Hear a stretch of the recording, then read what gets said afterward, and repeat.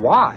Why? I don't know why. I don't know. Never been in a fight. You? No, but that's a good thing. No, it is not. How much can you know about yourself? You've never been in a fight. I don't want to die without any scars. So come on, hit me before I lose my nerve.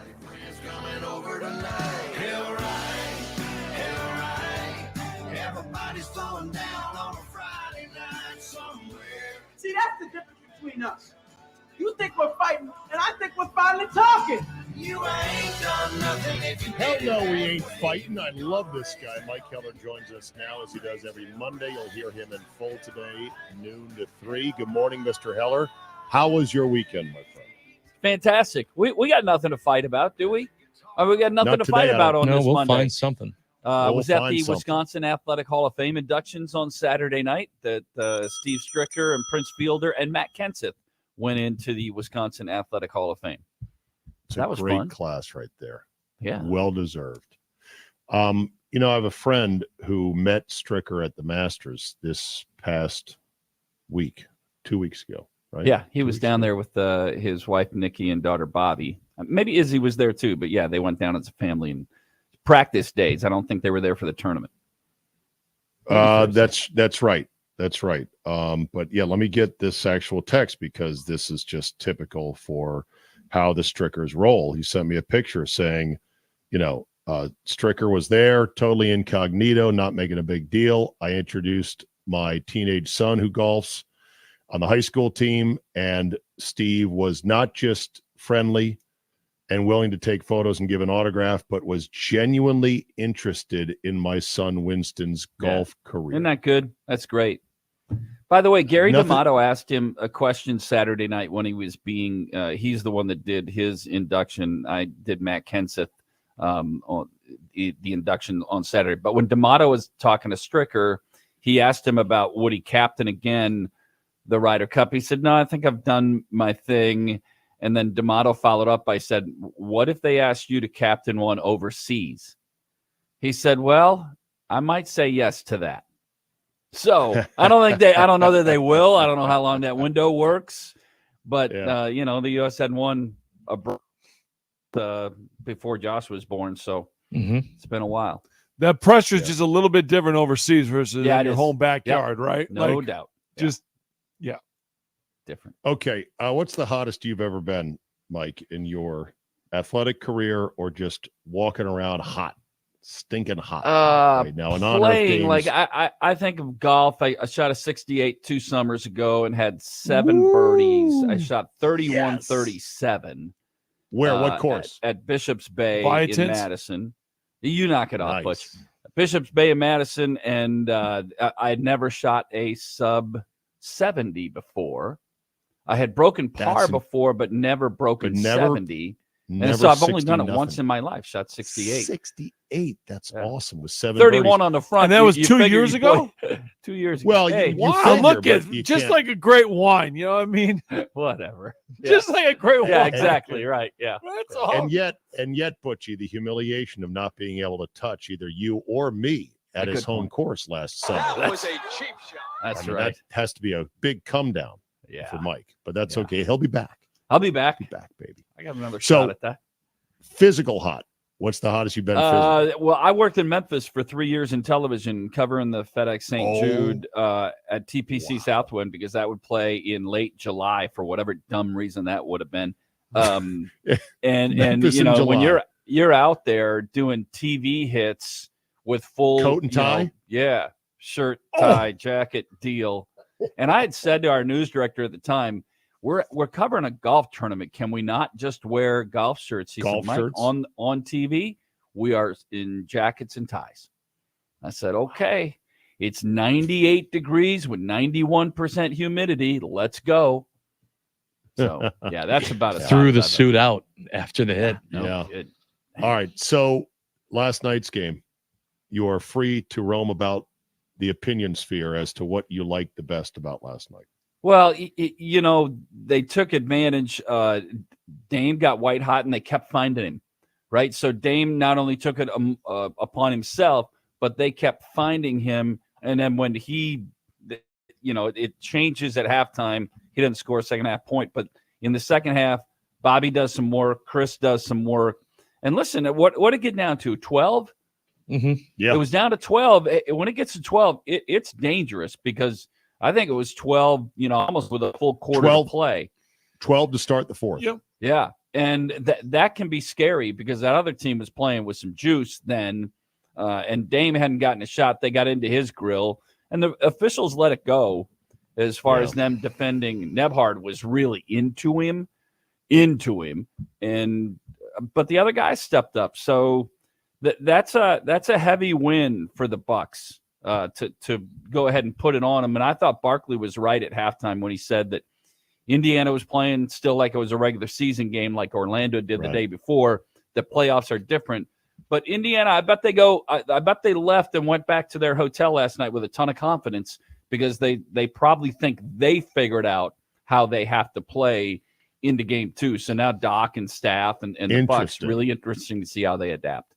So you think the Pacers might be of the mindset of, all right, we screwed up the first half of the first playoff game, but we're good. We know now what we do, how to do it, and we can't wait to get back after it. Yeah, I think Butch would know that better than I do, but I think that what we saw last night is that Indiana probably left the court and said, okay, we got this thing figured out now a little bit. We know how we have to play. Yeah, now it's the adjustments on Doc. Like that's what it becomes. And that's why the series are so fun to watch, because you do see this the gamesmanship that's going on between both the coaches. Like, they've made the adjustment. Now what do you do to make your adjustment? How do you handle what they're doing? Like the double team on Dame. Okay, what does Milwaukee do? To me, I think you take them a little bit off the ball a little bit, set some screens. You can't double team off the screens. Now all of a sudden he's getting some action that way. We know Dame's really good at isolation. He hasn't been great in it this year, but overall throughout his career, he's been really good. That's what you saw. And I thought getting off to an early start was huge for this. More important than anything, because they needed to believe a little bit. Bobby Portis, those sorts of players need to feel good about themselves. I'm not calling front runners. Indiana only needed a split out of this. If they win tomorrow night, they go home supremely confident. The Bucks tomorrow night, it's the early most important game of the series. Because if the Bucks go ahead and win, they fire up the must-win button right there. No, I didn't say must win. There was no must. I said no must. But tomorrow night, if Indiana wins, they will take all the confidence in the series back to Indianapolis. It's common, but the series doesn't start until a road team wins. Yeah, it's just the reality of it, and it just is. I like cliche. You know why? Because cliches are right. They're right. Like, it's true. Well, road team wins, the series gets underway. As a Bucks fan, we needed to see yesterday. We needed to see this team do that yesterday. Well, you did. You especially. But I'm saying, like, we had watched how they finished the season. We watched a lot of bad basketball. We watched Dame not be able to find it. And so we were left saying, okay, are we going to be this team like these other teams that then just flip a switch when the playoffs start? Or is this team the team that's going to be there? And then they came out and proved they weren't going to be. Yeah, I agree with you to a certain extent, but I would argue that tomorrow night is the game you need to see. Tomorrow night's the game. Well, good news is he's going. Good news is he's going, and none of us are invited. So we got he's got that. He's mad because I got invited, and therefore I couldn't invite him. You better get all this in before that baby comes. Oh, that's all I'm going to say to you. You better get it all in. Bowling, Bucks. Oh, yeah. No, you better go. Means you stay at home more often than you did with number one. Oh, there's no question. Absolutely. And 3, well, excuse me. Don't do it. There's a third? Yeah, that's news to me. Saying, breaking I found news. out the third one. Don't do it. Mike said there's a 4th, there's a 6th, there's a 7th. Nope. No, Mike did. Mike found out. Yeah. But I'll say this about basketball more than any other sport. Because there's only 5 guys. They all have an impact, but guys can take over games. Guys can individually take over games. And that's what Dame has done, and that's why I still think the Bucks win the series, because they have better players. They have better, let me rephrase it. They have better superstars. Tyrese Halliburton's a superstar. I would agree. But Dame is a better superstar right now. Right. All right. I got a question for you, Butchie, but also, Mike, you may have a thought on this. So NBA basketball, explain to me, it's the first quarter. and a guy comes down the court and he's got a 26-footer with 4 seconds off of the shot clock, 20 seconds still left. And he's like, yeah, I'm feeling it, and jacks up a three that misses.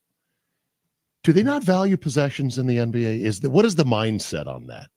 Like, just there's a lot of really bad shots I see being taken. Like, that's the NBA. There'll be more possessions. Have fun out there, even in playoff games.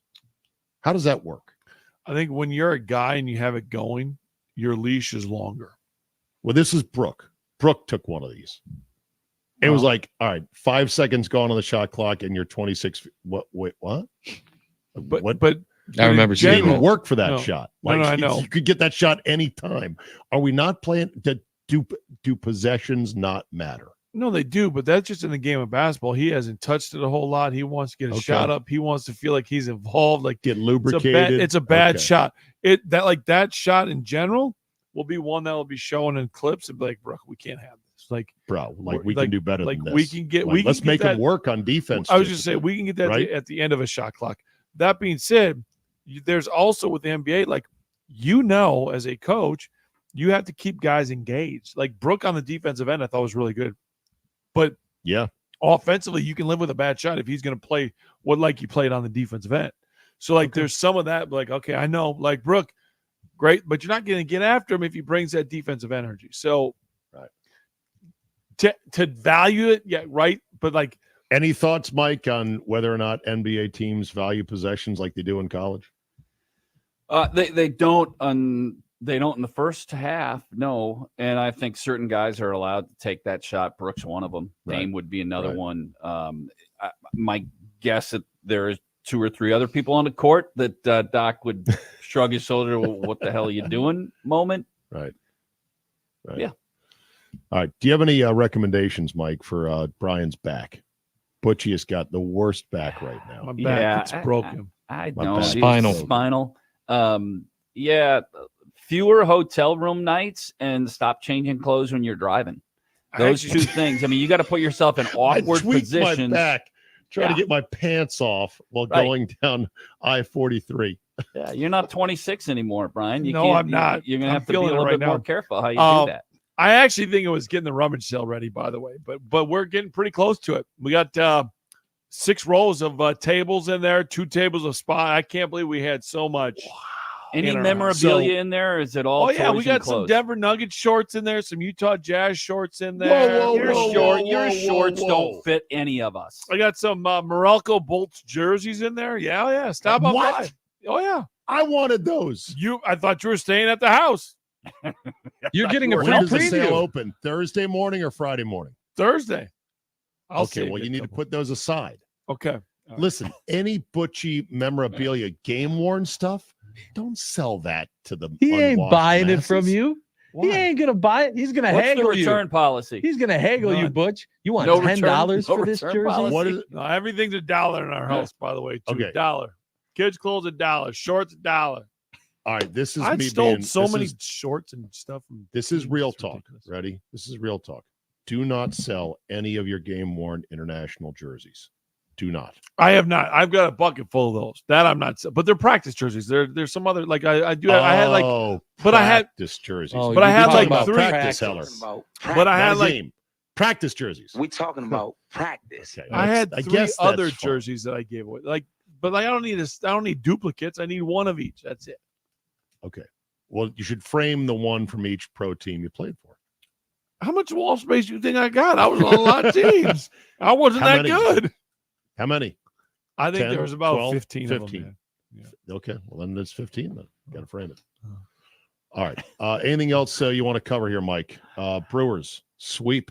Gotta Yeah. love it. Yeah, fun team. 14-6, best record in the National League, second best record in all of baseball. Sweeping the Cardinals is best. beautiful. With one game where they scored run, the other 2, the last 4 games, 3 of the 4, they've only scored 2 runs Yeah, in 3 of those and have won them all. yeah. They scored 2 in 2 of them and 1 in the other, and won 3 of those games. They're How on a about that? little 4-game run.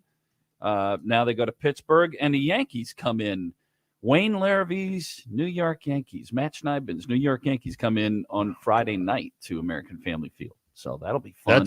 That's always cool when you get the Yankees in town, right? And how about your boy Scotty Scheffler? I heard you talking about him. That they just posted the picture. Incredible. He did win at Harbortown. They posted that picture with that red plaid jacket and that beard. He looks a little like a very young Sean Connery in that jacket. If you could just speak with a little Scottish brogue. Yeah. And now the question with Scheffler is he's got 2 majors. You know, the definition of great golfers is collecting majors. He's won the Masters twice.